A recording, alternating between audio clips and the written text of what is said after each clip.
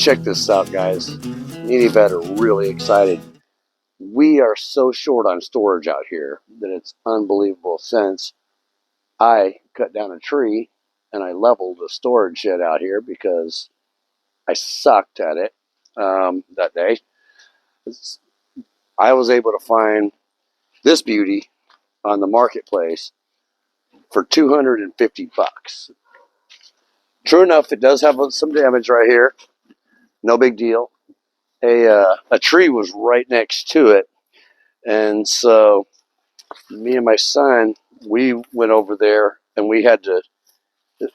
The caveat to this thing was it had to be moved on Saturday, not Friday, not Monday, nothing like that.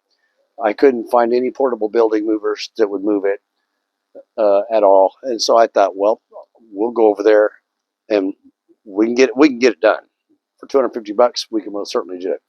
So it was sitting on 4x4 blocks. We took sawzalls and we just cut them off all the way around, and we slowly jacked it up, and then I wrapped straps around it, and I pulled it away from their house with our Yukon, and then I spun it and jacked up one end. And what I did was I hired a rollback wrecker, so he could just basically come in and slide his bed underneath it, and then we just winch it right up, and it worked like a champion. So we've got I've got this. The funny thing about it is this is T111 siding right here. This is T111 siding for the soffit, and the roofing is OSB, or oriented strand board. The OSB, it was in here, and so is the T111 to make this repair. All I got to do is a little bit of trim work. But check this out. I mean, steel exterior door.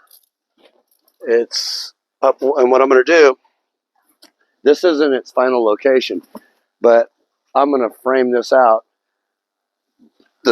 to the same dimensions, same roof pitch and everything like that, and then that'll be a good place to park the zero turn under in the wintertime. And I'll put some electrical outlets, some shelves, things like that, but that's going up against the property line over there. This is just temporary storage.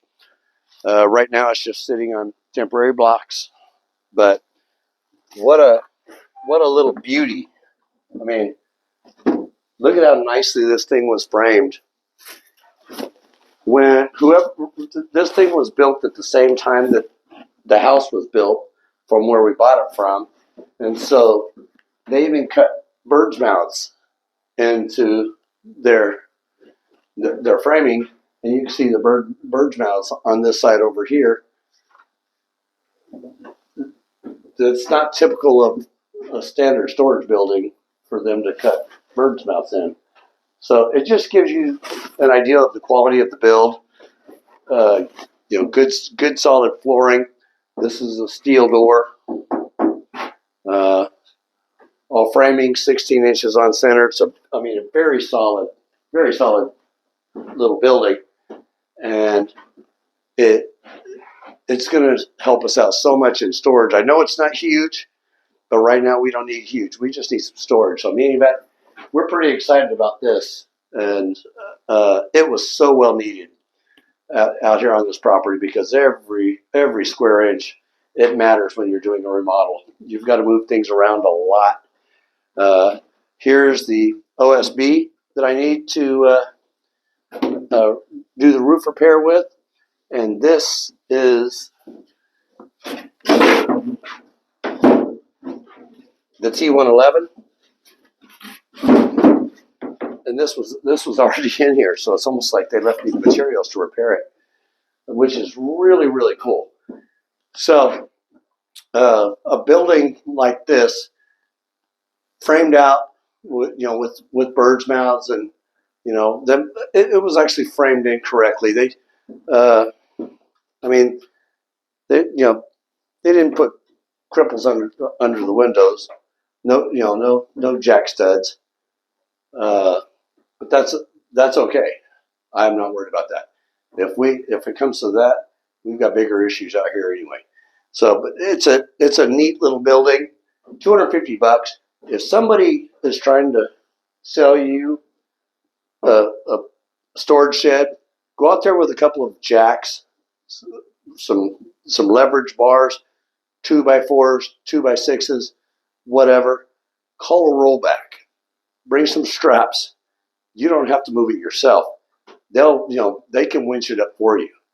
The guy was charging me $250. I gave him $300 because it was a Saturday and he was going out of his way for this.